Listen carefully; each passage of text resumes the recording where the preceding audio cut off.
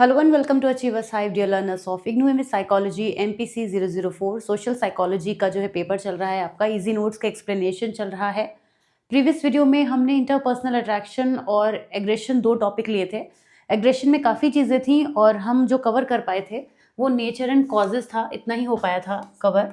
और हमने types of aggression आज की क्लास में कवर करना है एंड मेजरमेंट ऑफ एग्रेशन भी कवर करना है। इसके अलावा भी हम कुछ और टॉपिक को कवर करेंगे। एटीट्यूड एक बड़ा टॉपिक है और डेफिनेटली क्वेश्चन प्रोड्यूस करने वाला है। एटीट्यूड के अंदर बहुत सारे टाइप के क्वेश्चन बनते हैं, तो मैं एक बार पहले आपको दिखा देती हूँ। यहाँ पे एटीट्यूड में आप देखिएगा काफ़ी टॉपिक्स लिए हैं हमने, है ना, जिसमें से हीदर्स की बैलेंस थ्योरी तो बहुत इंपॉर्टेंट है। तो ये सब हम कवर करेंगे इसमें, लेकिन आज के वीडियो में हम क्या कवर करेंगे, पहले तो ये दो टॉपिक और उसके बाद प्लान में आज है ये दो टॉपिक भी, इनको भी हम कवर करेंगे। तो 4 टॉपिक हमारे आज का टारगेट हैं। 4 क्या, बल्कि ये छोटे छोटे टॉपिक हैं। इसके अंदर आप देखेंगे तो ये आते हैं एटीट्यूड के, ये बहुत इंपॉर्टेंट है। 19th topic super duper important. आज के वीडियो में जो भी कुछ है मान के चलिए सभी कुछ बहुत इंपॉर्टेंट है। आप पूरा वीडियो बहुत ध्यान से देखिएगा। एक और चीज़ मैं मेंशन करना चाहती हूँ इससे पहले कि हम वीडियो में आगे बढ़ें। सोशल साइकोलॉजी के जो वीडियोज़ हैं वो मैंने उनकी लेंथ थोड़ा कम रखी है। उसका कुछ रीज़न है, अपने हेल्थ इश्यूज़ की वजह से मैं बहुत लंबे टाइम तक बोल नहीं पाती हूँ, कुछ ब्रीदिंग की मुझे प्रॉब्लम होने लगती है, तो इस वजह से मैंने जो टाइम लिमिट है वो कम की है। जबकि नॉर्मली मैं वीडियो पहले 35 मिनट्स का एक वीडियो रखती थी, तो वो आपको नंबर ऑफ वीडियोस भी कम लगते थे। अब क्या है, ये सब साइकोलॉजिकल है। भले ही आप यहाँ पे 20, 22, 25 मिनट्स के वीडियो देख रहे हैं, लेकिन अगर वो ज़्यादा होंगे ना, और हो जाएंगे, क्योंकि ये मेरा कैलकुलेशन है तो मैं बता रही हूँ आपको, 4th पेपर में 10 से ज़्यादा वीडियोज़ हो जाएंगे, तो आपको साइकोलॉजिकली ऐसा लगेगा कि हमें ज़्यादा पढ़ना है, जबकि वो टाइम कम हो गया है, तो ओवरऑल मिला के उतना ही है, राइट। तो खैर, आप लोगों का कॉपरेशन रिक्वायर्ड है, यहाँ पे पढ़िएगा। और कम टॉपिक ले रही हूँ एक क्लास में। और वैसे अभी एक अच्छी बात है, थोड़ा सा टाइम ले रही हूँ आप लोगों का। एक अच्छी बात यह है कि अभी स्टूडेंट्स क्या है, भले ही आप इस एग्जाम में देख रहे हो, लेकिन स्टूडेंट्स अब ऐसा हो गए हैं कि वो पहले से पढ़ के तैयारी कर लेना चाहते हैं। हमने इजी नोट्स में भी जो है वो इग्नू का 90% सिलेबस ले लिया है शॉर्ट वे में। तो अब स्टूडेंट जो है वो पूरा सिलेबस कवर करने के लिए टाइम से पहले भी पढ़ रहे होते हैं, तो उन्हें उतना बर्डन नहीं लगेगा। लेकिन अगर आप लास्ट मिनट प्रिपरेशन करें तो शायद आपको ऐसा फील हो, इसलिए मैं आपको ये समझा रही थी। तो बिना किसी डिले के आ जाते हैं। पेज नंबर हम 28 पर होंगे आई थिंक। ओके, देखते हैं कहाँ पे हमने लास्ट टॉपिक अपना छोड़ा था। एग्रेशन ये तो हमने कर लिया था। अच्छा ठीक है, हम ये सब तो कर चुके थे, आगे बढ़ेंगे।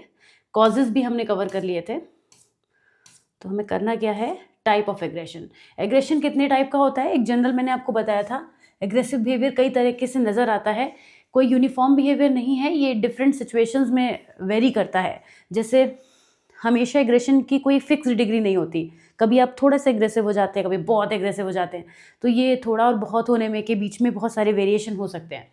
Understanding the various type of aggression help in identifying its causes and designing suitable intervention. अगर हम पता कर पाएँ कि एग्रेसिव बिहेवियर कैसा है तो काफ़ी हमें हेल्प मिलती है उसको डील करने में।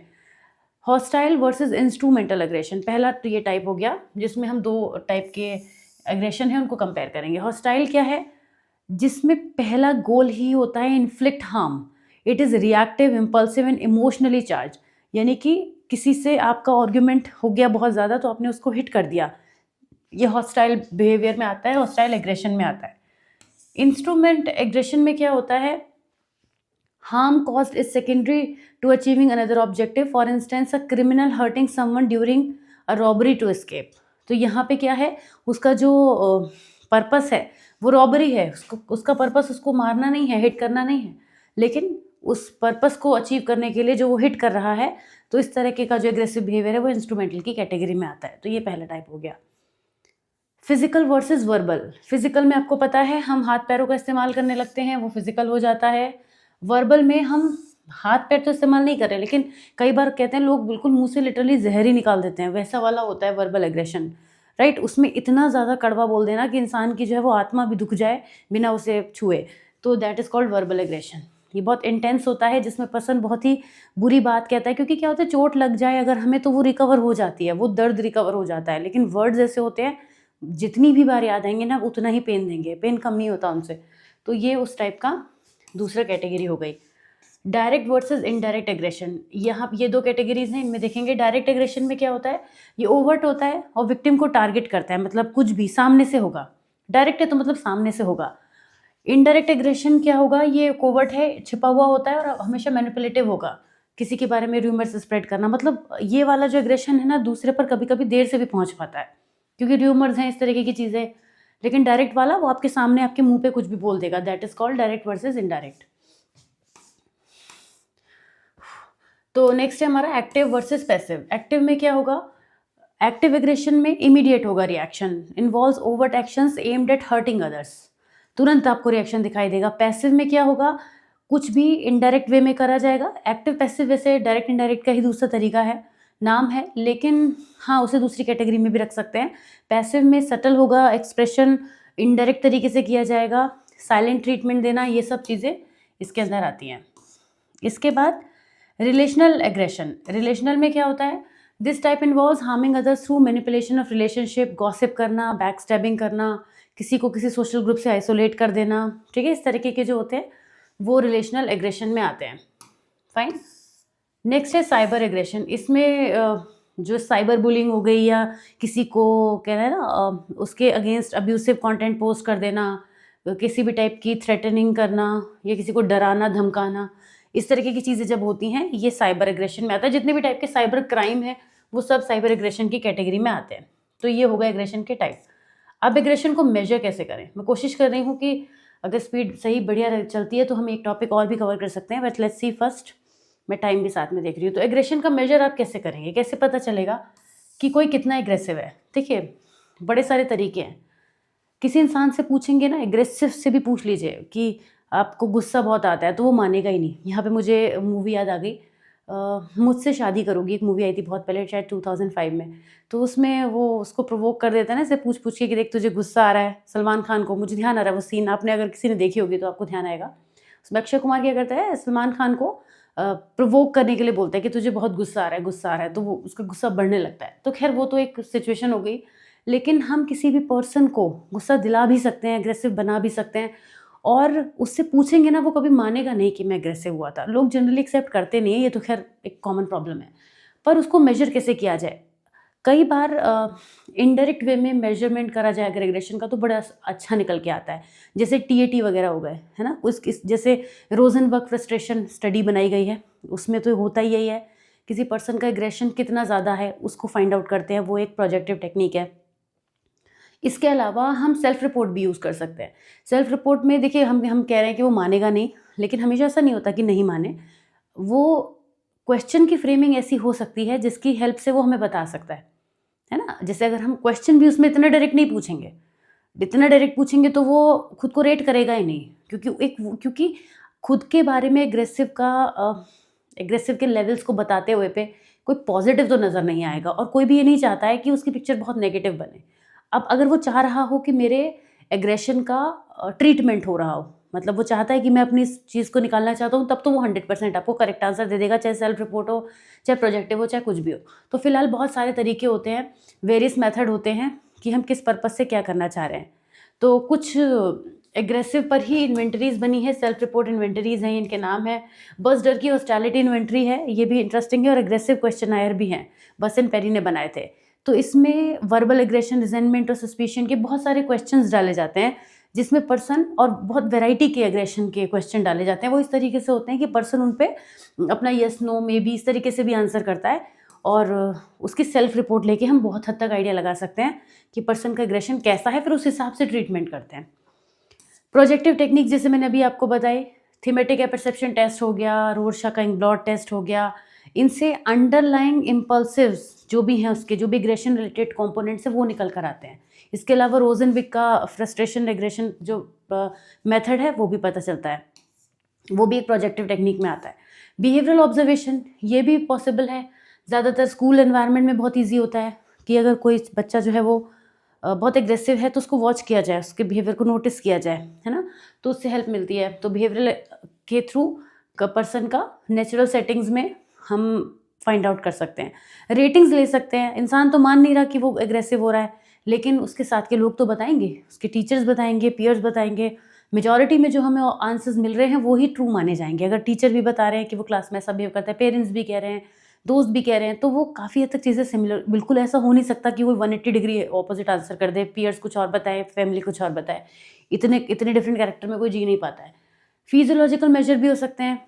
जब गुस्सा ज़्यादा आता है तो आप देखिए, आपको आपने कभी ना कभी एक्सपीरियंस किया होगा, गुस्सा बहुत ज़्यादा आता है तो क्या होता है, हार्ट बीट बढ़ जाती है, पैल्पिटेशन होने लगते हैं, या फिर हम कांपने लगते हैं, कुछ भी ऐसा होता है। सबके सिम्टम्स अलग अलग भी हो सकते हैं। तो कुछ ऐसे जो हम अगर एक्टिविटीज़ को नोटिस करें तो कुछ फिजियोलॉजिकल मेजर भी किए जा सकते हैं। उसके बाद एक्सपेरिमेंटल पैराडाइम रिसर्च में काफ़ी ज़्यादा यूज़ होते हैं। देखा जाता है कि एग्रेसिव बिहेवियर को कैसे कंट्रोल किया जा सकता है, उसके लिए प्रॉपर कुछ स्टडीज़ हैं वो बनाई गई हैं, तो वो थोड़ा एक डिफरेंट टाइप हो जाता है। तो कुल मिला के एग्रेशन को हम मेजर भी कर सकते हैं, ऐसा नहीं है कि इम्पॉसिबल काम है, राइट। आई नो मैंने अच्छी स्पीड में से कवर कर दिया है। अब हम आ जाते हैं एटीट्यूड की तरफ। अब हम एटीट्यूड दिखाएंगे क्योंकि एटीट्यूड दिखाने का टाइम आ चुका है। Just kidding. तो एटीट्यूड के बारे में पहले बात करते हैं। एटीट्यूड एक ऐसा टॉपिक है जो पेपर के अंदर तो है 100% किसी न किसी फॉर्म में, और ज़्यादातर ये 10 और 6 में है।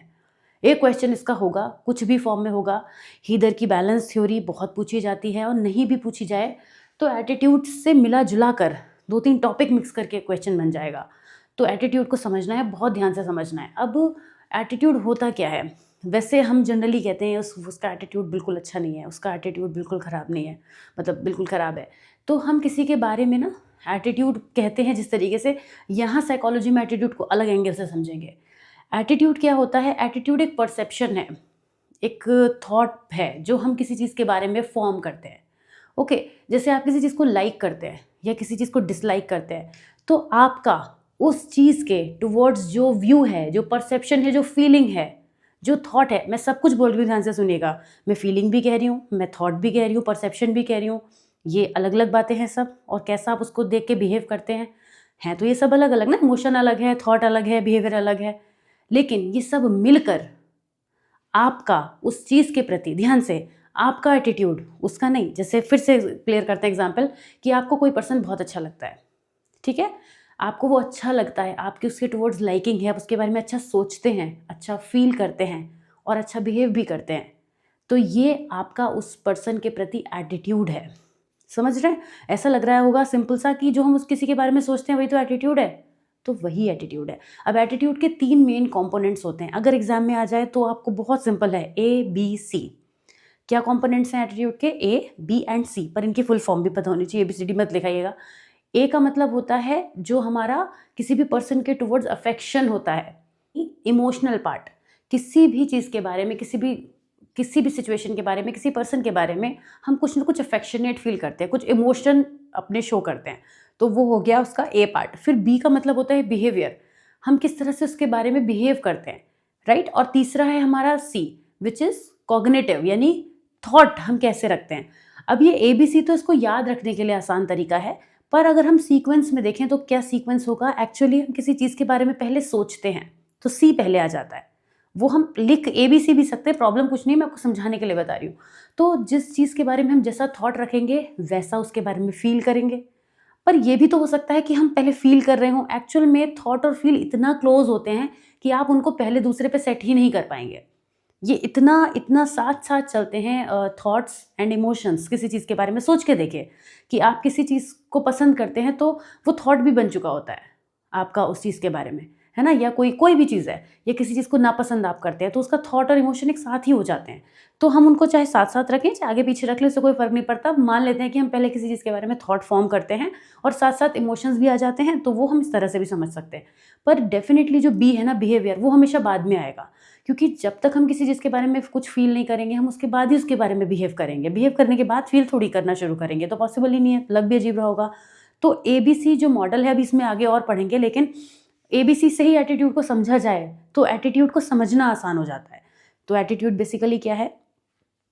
ये एक ऐसा साइकोलॉजिकल फिनोमिना है जो हमारी तरफ से होता है, यानी हम किसी चीज़ के बारे में, किसी ऑब्जेक्ट के बारे में, किसी सिचुएशन के बारे में, किसी पर्सन के बारे में क्या थॉट प्रोसेसेस रखते हैं, क्या इमोशंस रखते हैं, कैसा परसेप्शन फॉर्म करते हैं, all together it is called attitude. Okay, attitude refers to a psychological tendency expressed by evaluating a particular entity with some degree of favor or disfavor.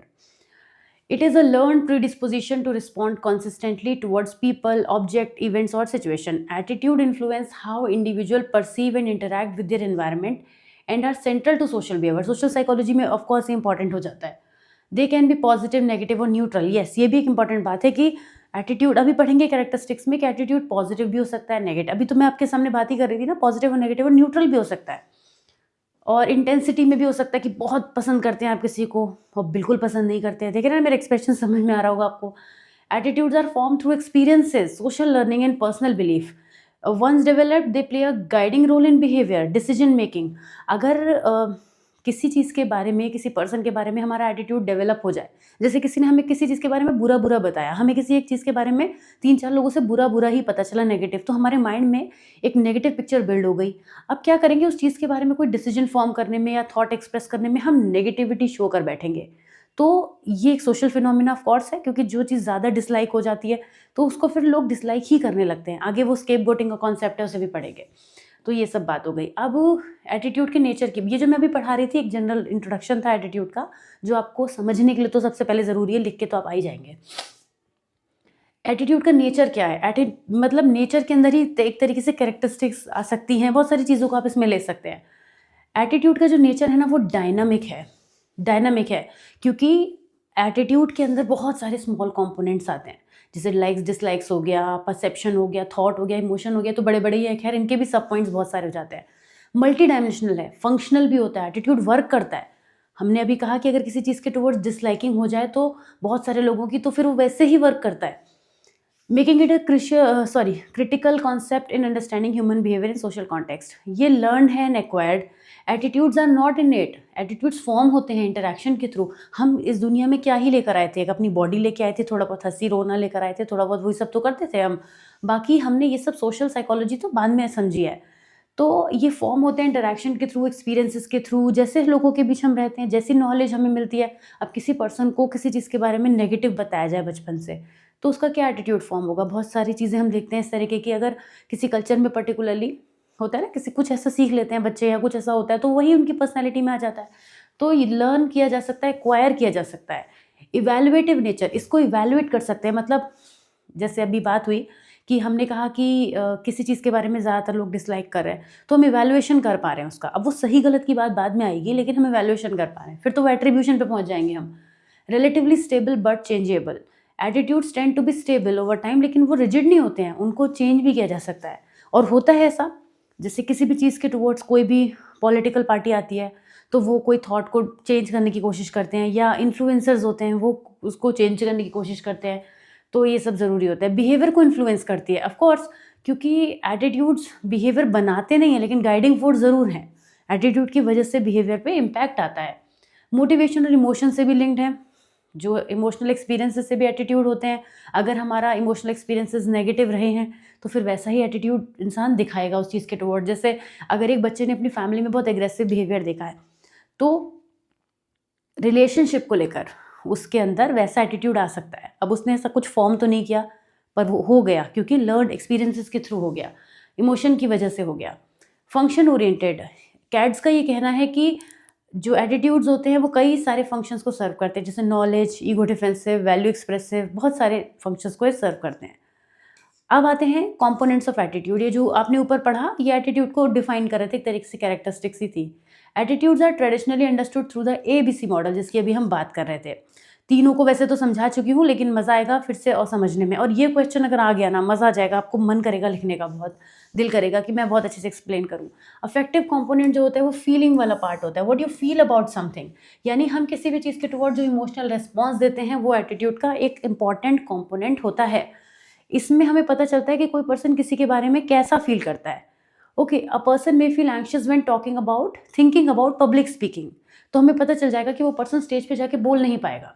इससे हम उसका अंदाज़ा लगा सकते हैं. बिहेवियरल कंपोनेंट वो होते हैं जो हम एक्शन के थ्रू दिखाते हैं, राइट.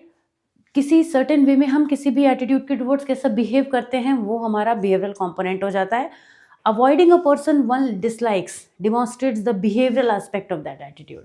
ओके, कॉग्निटिव एटीट्यूड में क्या आते हैं, बिलीफ, थॉट. वैसे बिलीफ जो है वो एक इसका पार्ट भी है. अभी हम बात करेंगे कि एटीट्यूड और बिलीफ में फ़र्क क्या है. अभी हमें ऐसा लग रहा है कि बिलीफ ही तो एटीट्यूड है, किसी चीज़ के बारे में बना लेते हैं, लेकिन फ़र्क है, उसको भी समझेंगे। This includes the belief, thought and attributes are associated with an object or issue. Believing that exercise improves health is a cognitive aspect of positive attitude towards fitness. तो जिस चीज़ के बारे में जैसे थॉट प्रोसेस हम बना लेते हैं, वो भी उसके बारे में फ़र्क डालते हैं। तो ये 3 कंपोनेंट हैं, इसको आप जितना और बढ़ाएं, जितना और चीज़ें करें। लेकिन हाँ, इसके बारे में एक इतनी इंटरेस्टिंग बात मैं भूल कैसे गई, मैं उस समय पे बढ़ गई थी आगे, यहाँ पे मुझे बतानी है। ABC के लिए ये बड़ा ज़रूरी है कि ये तीनों एक डायरेक्शन में चलें। जब ये एक डायरेक्शन में चलते हैं तो एटीट्यूड सिस्टम सही से चलता है, और जब ये ऑपोजिट हो जाते हैं, अब कैसे होते हैं ऑपोजिट अभी बताऊंगी, जस्ट अ मिनट। तो फिर क्या होता है, अगर ये डिफिकल्ट डायरेक्शन में चले जाएं, डिफरेंट डायरेक्शन में चले जाएं, तो उसको हम डिसोनेंस की स्टेज कहते हैं। डिसोनेंस का मतलब ये हो गया कि एक पर्सन आपसे कहता है कि स्मोक नहीं करना चाहिए, स्मोक बहुत बुरी चीज़ होती है। उसने आपको कॉग्निटिव और इमोशनल वाला जो पार्ट है, अफेक्टिव, वो आपको नेगेटिव दिखाया कि उसकी फीलिंग भी नेगेटिव है स्मोक के टुवर्ड्स, और वो सोच भी यही रखता है कि ये नहीं करना चाहिए। बट एक दिन आपने उसको एक कॉर्नर पे देख लिया स्मोक करते हुए, तो ये क्या है, उसका बिहेवियर जो कि डिफरेंट हो गया। तो बहुत केसेस में ऐसा होता है, लोग ऐसा करते हैं, और ये लोगों ने एक अपने ऊपर कवर डाल लिया है कि वो क्या करेंगे, इसमें से आपका A और C पार्ट तो कुछ और होगा, लेकिन वो दोनों हमेशा एक होंगे। अब ऐसा नहीं हो सकता कि थॉट कुछ रखे, इमोशन कुछ दिखाएं, ये पॉसिबल नहीं है। A और C तो उनका एक डायरेक्शन में होगा, लेकिन जो B है वो ऑपोजिट डायरेक्शन में होगा। कई बार लोग किसी इंटेंशन की वजह से भी ऐसा करते हैं जिसमें वो दो चीज़ों को ऑपोजिट कर ले। कई बार उनकी आदत ही हो जाती है ऐसा करते करते कि बोल कुछ रहे हैं मगर कर कुछ रहे हैं। तो यहाँ पे आप खुद ही सोचिए, अब आप वो पर्सन जिस वक्त आपको स्मोक करता हुआ दिखेगा, आपका क्या थॉट होगा उसके बारे में कि यार ये कैसा इंसान है, ये क्या सोच रखता है। आप कंफ्यूज हो जाएंगे कि स्मोक करना सही है कि गलत है। आपको ये नहीं समझ में आएगा कि एक्चुअली आपको पता तो है ही, बट फिर भी मैं एक एग्जाम्पल पे कह रही हूँ कि आप सिमिलर टू एनी किसी और केस में आपको लगेगा कि सही क्या है, ये जो वो कह रहा था या ये कह रहा था। तो ये अब एटीट्यूड सिस्टम ही हिल गया, क्योंकि अब तो आप एटीट्यूड नहीं फॉर्म कर पा रहे उस चीज़ के टुवर्ड्स कोई, है ना। अभी हमने बात करी स्मोक की, जो हम जनरली जानते हैं कि ठीक नहीं है, लेकिन किसी और चीज़ में भी ऐसा हो सकता है ना। कोई आपसे कह रहा है कि थिएटर नहीं ज्वाइन करना चाहिए, वहाँ तो बेकार होता है, मज़ा नहीं आता है, ऐसा सब चीज़ें होती हैं, लेकिन वही आपको दिख जाए, तब आप कन्फ्यूज़ होंगे, क्योंकि एक डिफरेंट एग्जाम्पल हो गया। आपको समझ नहीं आएगा कि थिएटर ज्वाइन करना चाहिए कि नहीं, ये तो पहले ऐसा कह रहा था, वैसा कह रहा है। तो एटीट्यूड सिस्टम हिल गया, यहाँ पे डिसोनेंस आ गया। तो डिसोनेंस ना आए, इसके लिए ABC एक ही डायरेक्शन में चलने चाहिए, और ये बात आपको यहाँ लिखनी है, मेंशन करनी है इसके बाद। तो जब भी कंपोनेंट्स वाला क्वेश्चन आ जाए तो भाई प्लीज़ ध्यान से आप लोग जो है वो इस बात को ज़रूर मेंशन करें। एटीट्यूड की कैरेक्टरिस्टिक्स की बात करते हैं, जो हम ऊपर बात कर रहे थे ना, वो भी एटीट्यूड की कैरेक्टरिस्टिक्स को दिखाता है इन अ वे। लेकिन ये ध्यान रखिएगा कि कुछ ऐसे स्पेशल फीचर्स हैं एटीट्यूड के जो उसकी प्रॉपर कैरेक्टरिस्टिक हैं। समझ रहे हैं मेरी बात को ध्यान से। मैंने मेंशन किया था, वो भी ऐसा नहीं उसको हम कैरेक्टरिस्टिक नहीं कह सकते, नेचर की फॉर्म में हमने उसे डिफाइन कर दिया था, क्योंकि एटीट्यूड को लेके क्वेश्चन ऐसे आ जाता है, define nature, types and characteristics of attitude. एक ही क्वेश्चन में नेचर और कैरेक्टरिस्टिक्स अलग अलग पूछा गया multiple time, super duper important है। मैं इतना फोर्स कर रही हूँ इस क्वेश्चन को आपको, तो आप पढ़ तो रही हैं। खैर, तो अगर नेचर और कैरेक्टरिस्टिक आ गए ना, तो बच्चे सोचने लगते हैं यार नेचर में क्या लिखें, कैरेक्टरिस्टिक्स तो पता है। तो नेचर में आप वही चीज़ें लिखेंगे जो अदर देन दीज उसके और फीचर्स हैं, राइट। तो एटीट्यूड की कैरेक्टरिस्टिक्स स्पेसिफिक भी हैं जो कि यहाँ से आप पढ़ सकते हैं। वैलेंस, वैलेंस ही लिखेंगे, वैलेंस का मतलब होता है direction. Okay, attitudes have a positive, negative और neutral direction. For example, one may have a positive attitude toward education and a negative one toward corruption. तो किसी चीज़ के टुवर्ड्स हमारा जो व्यू है वो पॉजिटिव भी हो सकता है, नेगेटिव भी हो सकता है, दिस इज कॉल्ड वैलेंस। फिर इंटेंसिटी, अब पॉजिटिव तो है, नेगेटिव तो है, पर कितना पॉजिटिव है कितना नेगेटिव है। कई बार हम पॉजिटिव या नेगेटिव को ऐसे बोलते हैं कि वो न्यूट्रल ही लगता है, पर कई बार हम ऐसे कहते हैं वो मेरी बहुत अच्छी दोस्त है। आप समझ गए ना, ये जो मैंने ऐसे एक्सप्रेशन दिया आपको समझाने के लिए दिया कि वो मेरी बहुत अच्छी दोस्त है, वो लड़की तो मुझे बिल्कुल पसंद नहीं है। हमारे इस एक्सप्रेशन से पता चल रहा है कि कितना हम उसको नापसंद करते हैं, वो मुझे कितनी पसंद है। तो ऐसे में उसकी इंटेंसिटी दिख रही है। जब कोई अपने फीलिंग्स को एक्सप्रेस करता है तो उसकी इंटेंसिटी दिखती है ना, तो वही इंटेंसिटी यहाँ पे होती है एटीट्यूड में भी, कि वो कुछ स्ट्रांगली आपको दिखेंगे और कुछ थोड़े से वीक दिखेंगे। तो वही है उसकी इंटेंसिटी जो इसकी कैरेक्टरिस्टिक है।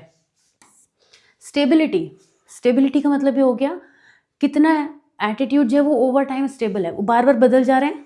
आज कुछ और फील कर रहे हैं, कल कुछ और बता रहे हैं, कल कह रहे हैं स्मोकिंग अच्छा नहीं, आज कह रहे हैं अच्छा है। तो एटीट्यूड में एक स्टेबिलिटी होती है। एटीट्यूड जो होते हैं वो ओवर टाइम स्टेबल होते हैं। ऐसा नहीं हो सकता कि आज आप कुछ बहुत जल्दी जल्दी फ्लक्चुएट हो जाएं फिर वो एटीट्यूड ही नहीं होते, है ना। वो जस्ट एक थॉट है आपका रैंडम जो चेंज हो रहा है, मूड स्विंग्स भी कह सकते हैं आप उसको। Consistency, attitude generally maintain a consistent link between belief, feeling and behaviour. ये वही बात है जो मैंने आपको बताई थी। कंसिस्टेंसी में क्या होगा, तीनों की डायरेक्शन एक तरफ होगी, तो हम उसको कहेंगे कि उसमें कंसिस्टेंसी है। और अगर थॉट्स और बिहेवियर अलग जा रहे हैं तो कंसिस्टेंसी नहीं है। एक्सेसिबिलिटी, इसका क्या मतलब हुआ, कुछ एटीट्यूड ऐसे होते हैं जो इजीली माइंड में लाए जा सकते हैं और इजीली उनको बिहेवियर में एक्सेप्ट किया जा सकता है।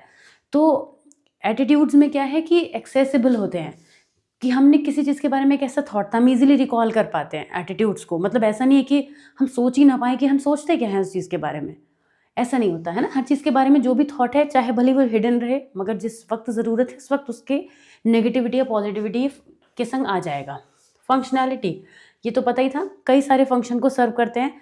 एटीट्यूड्स नॉलेज लेके आते हैं, ईगो डिफेंसिव होते हैं, हमारी स्टीम को प्रोटेक्ट करते हैं, वैल्यू एक्सप्रेसिव होते हैं। ये नेचर में लर्न नेचर, मतलब एटीट्यूड हम लेके नहीं आते दुनिया में, हम इनको लर्न कर सकते हैं। ये कुछ इसकी इंपॉर्टेंट कैरेक्टरिस्टिक्स थी जो आपको बिल्कुल ऐसे ही पॉइंटर्स में लिख के आनी है। ओके, तो मैं एटीट्यूड को ज़्यादा ही एक्सप्लेन करने लगी आपको, हालांकि मज़ा आया होगा आपको, पर टाइम तो मेरा कवर हो चुका है, मगर मैं अभी भी इस टॉपिक को कवर ही करके जाऊंगी। नेक्स्ट 2 से 3 मिनट में हो जाएगा, बहुत छोटा सा टॉपिक है ये, आया है कई बार, मतलब एटीट्यूड के क्वेश्चन में ही जोड़ दिया जाएगा कि एटीट्यूड और बिलीफ में क्या रिलेशनशिप है।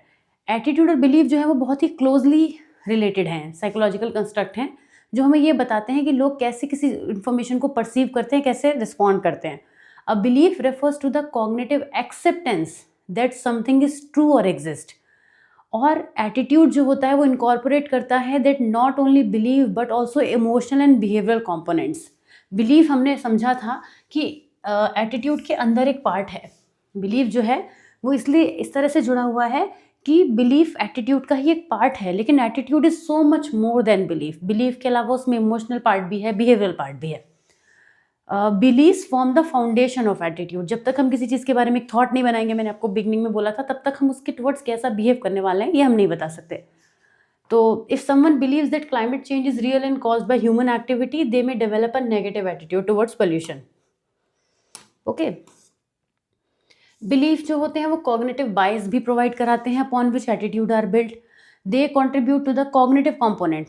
बिलीफ जो होते हैं वो कॉग्निटिव कॉम्पोनेंट का पार्ट हैं और वहाँ से हमें काफ़ी इन्फॉर्मेशन देते हैं। ज़रूरी नहीं है कि हर बिलीफ जो है स्ट्रॉन्ग एटीट्यूड क्रिएट करे। उसके साथ जस्ट अ मिनट उसके साथ जब इमोशंस भी जुड़ने लगते हैं, मेरे गले की एक्सपायरी होने लगती है 20-25 मिनट में, तो मैं वो इसीलिए कवर करूँगी इसको जल्दी। जब एटीट्यूड के संग इमोशनल पार्ट भी जुड़ जाता है तब जो है वो बिलीफ के साथ जब इमोशनल पार्ट जुड़ जाता है तब एटीट्यूड को स्ट्रेंथ मिलती है। ठीक है, एटीट्यूड और बिलीफ में कुछ डिफरेंसेस भी हैं। डिफरेंसेस तो आपको पता ही है कि बिलीफ एटीट्यूड का पार्ट है, जबकि एटीट्यूड बिलीफ को सिर्फ होल्ड करता है, और भी चीज़ें होती हैं। बिलीफ कॉग्निटिव कंस्ट्रक्ट है, राइट, और एक एक्सेप्टेंस है कि कुछ है, कोई चीज़ है उसके बारे में हम एक्सेप्टेंस रखते हैं, वो हमारा बिलीफ है, मतलब हम ऐसा मानना। बिलीफ का मतलब क्या हुआ, मानना, तो वो थॉट हम जो रखते हैं। Attitude on the other hand is a tripartite construct, यानी कि जिसमें कॉग्निटिव भी है, अफेक्टिव है, बिहेवियर है, बात एक ही है, वो उतनी देर से घूम घूम के अलग अलग तरीक़ों से चल रही है। तो बिलीफ फैक्चुअल भी हो सकते हैं, फॉल्स भी हो सकते हैं, लेकिन जो हम एटीट्यूड डेवलप कर लेते हैं वो उसके बारे में एक परसेप्शन बन जाता है जो स्ट्रॉन्ग होता है, जो थॉट होता है, जो हम मान लेते हैं कि वैसा ही है। ओके, तो बिलीफ हमेशा बिहेवियर प्रेडिक्टिव नहीं होते हैं, लेकिन एटीट्यूड होते हैं। एटीट्यूड से हम किसी भी बिहेवियर को प्रिडिक्ट कर सकते हैं। Belief are a part of attitude, attitude are broader and more influential. Next topic जो हमारा होगा, टाइप्स ऑफ एटीट्यूड चेंज, काफ़ी ज़्यादा इंपॉर्टेंट है। जैसे मैंने आपको बताया एटीट्यूड में सभी कुछ बहुत इंपॉर्टेंट है, तो पढ़ते रहिए ऐसे, और मिलूंगी आपसे नेक्स्ट क्लास में। कैसा लगा आज का वीडियो ज़रूर बताइएगा। See you super soon, till then take care of yourself, bye bye.